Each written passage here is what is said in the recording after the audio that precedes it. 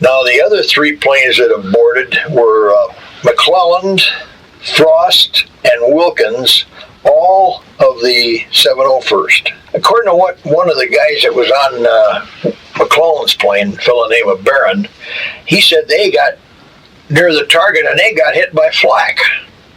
That's why they aborted. So they turned around somewhere near the target. They never got shot down, but they got back to the base, but they lost an engine or something from flak. Wilkins and Frost, I have no idea what happened to them. Everyone else was accounted for. There were 39 supposed to take off. 4 aborted.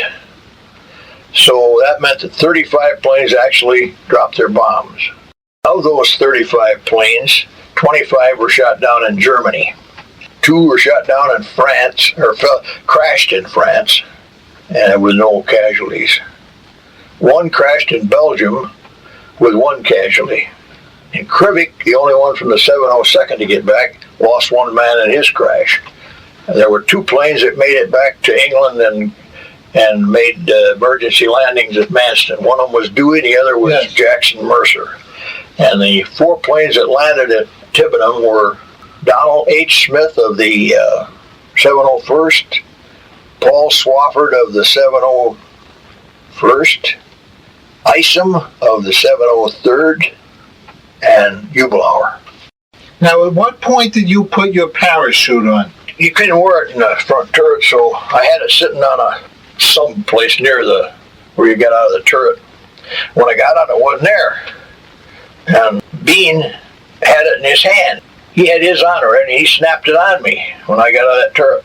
And he bent down, and he opened the nose wheel door, and he hesitated, and I found out later he was looking up.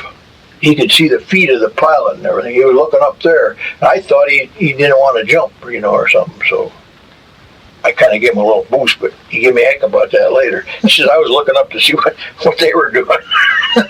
Anyway, now when you say you gave him a little boost, did you push him out? No, I just kind of nudged him a little bit, and then he went out. See, and then I went out right after him. I thought, well, I better make sure the chute's going to work, so I hadn't fallen very far when I pulled the ripcord, and boom, my boost took off. How high up were you? Well, I'd estimate we probably 18 or 20,000 when we got hit, or we were probably over 20,000 when we got hit. But time we bailed out, we were probably a couple thousand feet down, and a lot of guys decided to delay their chute, but I didn't. I never been in a parachute before.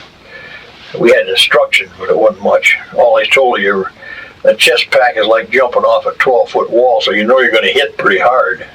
Especially when I didn't have my boots on, it kind of scared me. And you got in the clouds, you could see nothing and hear nothing. It was the most eerie, quiet feeling you'll ever hear, especially after leaving a din like a battle, Could you feel anything? Was it windy in the clouds, or was it wet? It just seemed like ethereal, or I can't describe it. When I broke through the clouds at about 3,000 feet, the clouds were supposedly from about 3,000 to 6,000.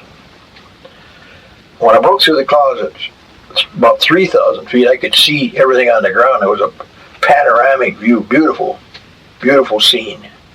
Little village, ruined castle on the hill, and a little river. Couldn't make out anybody on the ground or anything yet.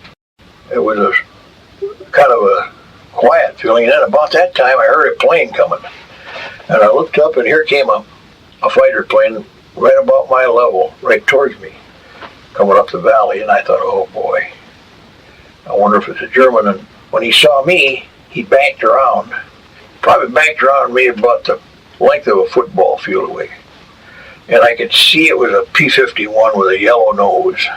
And he saw me with that Mae West. He knew I was American. He waved at me, and I waved at him.